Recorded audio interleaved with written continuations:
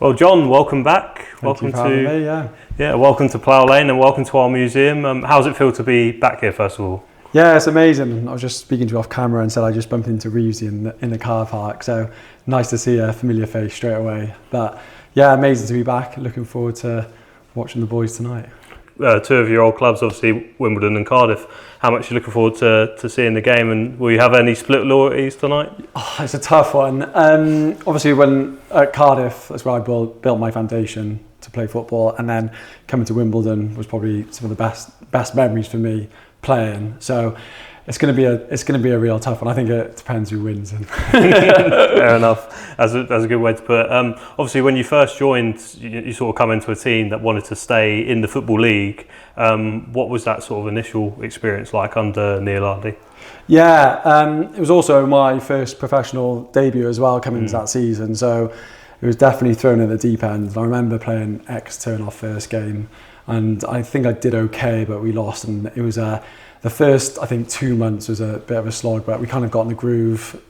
Neil Ardley made a couple of good signings, and then staying up on the last game of the season was just unforgettable memory. But I think going on from there, it's amazing to see how far the club's come from there, and I think that was probably a pivotal point, staying in that league at the time. Of course, we're back in League One now, and League One's the league that you got us back into. That nice display there obviously holds a lot of memories for yourself. Looking good there. What stands out for you about that era, and obviously winning at Wembley? I think the main thing about that era was the team we had and the closeness of the group. I remember at Christmas time we were in and around it. We had a bit of a sticky spell, and then from there the team really came together and we just kicked on. And the team morale and the club and everything it stands for, just I think everyone came together. Just you could really feel that going into the playoffs, and then obviously promotion at Wembley was just unbelievable, amazing. Yeah, you come off the bench in that game. What was it like to come into a game of that magnitude? Yeah, I remember we were playing Dagenham, I think, away it was, and we were in the playoffs, or we just made the playoffs, and unfortunately I got an ankle injury. It was quite a bad one, bad ankle sprain, and I wasn't really sure if I was going to get back for any of the playoffs. And I said to Deggy, who was the physio at the time, I was like, whatever we do, I just need to get back.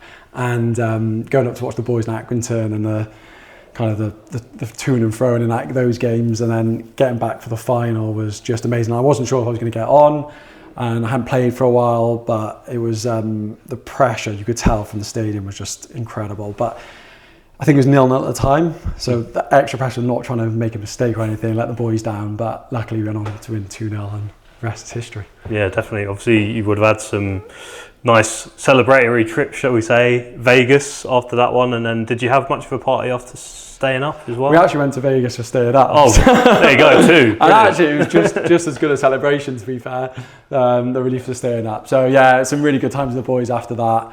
And then going into the following seasons, just cracking on from there then. But yeah, the celebrations are always very memorable. Yeah, amazing. We need to clear it up. What is your best position? What did you consider your best position? Because you played so many different roles. I know, yeah, I was a bit of a versatility man for a while. I think where I had my best spell was probably at fullback. But I think as I grew a little bit older, a little bit wiser, I think if I had slotted into centre mid and stayed there for a little bit longer and learned that trade even more, I think I could have had a really good role there. I don't know, people have, obviously it's a game of opinions, but to be fair, wherever I was playing, I just loved playing football, so I didn't mind. And you still in touch with a lot of the lads you played with at Wimbledon? Yeah, we still got a WhatsApp group, and it's constantly going off. There's some vocal characters in there. I'll let you decide who they are. But yeah, there's still a big group of us. Like I talked about earlier about the closest to the group, especially in that 2015-16 season. The lads are still pretty close and talk regularly, so it's nice. And your playoff final shirt and medal, are they in a nice place at home? Yeah, framed up in my mum's house, so get to see that obviously occasionally, which is it's a really nice feeling when you see that and brings back those memories. So yeah, it's good. How much do you miss playing? Because I know you probably retired a lot sooner than you would have liked to. Yeah, I do. To be fair, people ask me quite a lot of the time, and I think it's hardest when I went into coaching straight after. I think it was probably a little bit too early to do that. I think I missed it a bit too much. But I feel now I'm kind of going into my own career and kind of a little bit more used to watching football, so I think that might be something I could go into maybe in the near future. Because I've done my UEFA B, so it's pretty good badge. There is the A licence and the pro licence after that, but it's something I can maybe start using, and because I am definitely getting back into it in that sense. Absolutely. So would you be a coach or would you want to be a manager?